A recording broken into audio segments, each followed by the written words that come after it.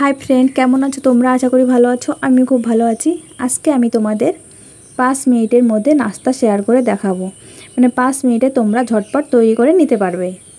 तार जन्य आमी एकटा बाटिते देखो जल गरम करते बसिएछिलाम आर दिएछि 1 पैकेट मैगी। एखाने तोमरा 1 पैकेटेर जायगाय 2 पैकेटও निते पारो। आर दिए दिচ্ছি 1 पैकेट मशला। एखाने आमी 1 पैकेटই मशला दिए दिलाम, तोमरा एखाने हाफ दिते पारो। আর তো নতুন করে কিছু বলার নেই কারণ সবাই আমরা জানি ম্যাগিটা কিভাবে তৈরি করতে হয়। আর আমি এই জলটা শুকিয়ে নেব। ম্যাগি থেকে জল আমি শুকিয়ে নিয়েছি আর এখন আমি এটা নামিয়ে ঠান্ডা করে নেব। আমি এখানে একটা বাটিতে দুটো ডিম ভেঙে নিয়েছি। তোমরা এখানে দুটোর জায়গায় তিনটে ইউজ করতে পারো কিংবা একটা ইউজ করতে পারো। আর দিয়ে দিলাম লবণ স্বাদ মতো।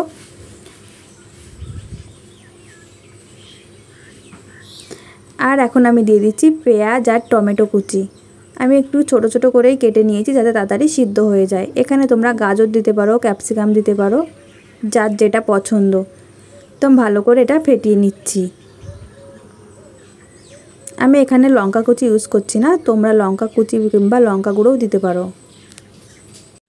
আমি এখন সরাসরি চুলায় চলে এসেছি। এখানে একটা তাওয়া নিয়েছি, তাতে দিয়েছি সরষের তেল আর আমি চারিদিকে ছড়িয়ে নিয়েছি আর তাওয়াটাও ভালো করে গরমও করে নিয়েছি।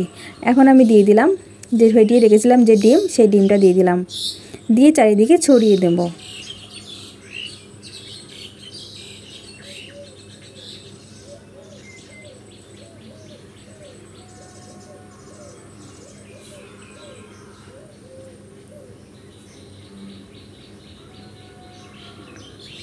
আর আমি পেছন সাইডটা একটু ভেজে নেব। এক সাইড আমি ভেজে নিয়েছি আর এখন আমি উল্টে দেব। একটু সাবধানেই উল্টাতে হবে, তা নাহলে ভেঙে যাবে। এই সাইডটা হয়ে গেছে আর অপর সাইডটা আমি একটু ভেজে নেব। আমার দুই সাইডই ভালো করে ভেজে নেওয়া হয়ে গেছে। ডিম ভাজতে কিন্তু বেশিক্ষণ টাইম লাগে না, খুব তাড়াতাড়ি কিন্তু ভাজা হয়ে যায়।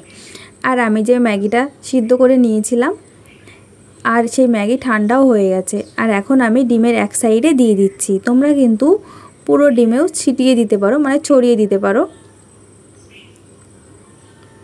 আর আমি একটা খুন্তি দিয়ে ফোল্ড করে নিচ্ছি।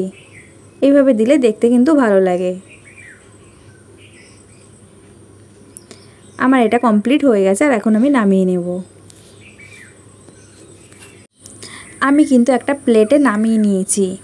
তো বন্ধুরা, তোমাদের কাছে আমার এই ঝটপট 5 মিনিটের নাস্তা রেসিপিটা কেমন লেগেছে অবশ্যই কিন্তু জানিও। আর বাড়িতেও কিন্তু তৈরি করে খেয়ে দেখো। তো আমার এই রেসিপিটা যদি তোমাদের ভালো লেগে থাকে তাহলে অবশ্যই লাইক, কমেন্ট এবং শেয়ার করে দিও।